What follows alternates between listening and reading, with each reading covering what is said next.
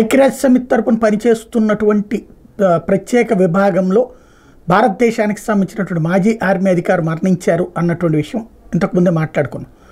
ఇప్పుడు ఈ వ్యవహారంలో మరొక కీలకమైనటువంటి పాయింట్ ఏంటంటే ఐక్యరాజ్య సమితికి సంబంధించిన అనుబంధ అక్కడ ఏర్పాటు చేసినటువంటి విభాగం తీవ్రవాదుల కోసమే పనిచేస్తుంది. ఆ శిబిరాలలో తీవ్రవాదులైన హమాస్ వాళ్లే ఉన్నారు అన్నటువంటి సాక్ష్యాలను డ్రోన్ ఎవిడెన్స్ని తాజాగా ఇజ్రాయెల్ మరొకసారి రిలీజ్ చేసింది.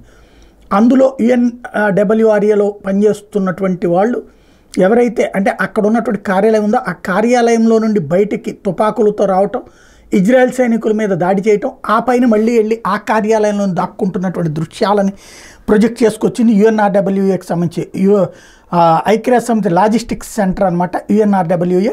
దాంట్లో గాజా సివిలియన్స్ని ఎట్లయితే కాల్చేసి అంటే సాధారణ ప్రజల్ని చంపుతున్న వాళ్ళు అందులోకి వెళ్తున్నారు అన్నటువంటి విజువల్స్ని షూట్ చేసి పంపించింది.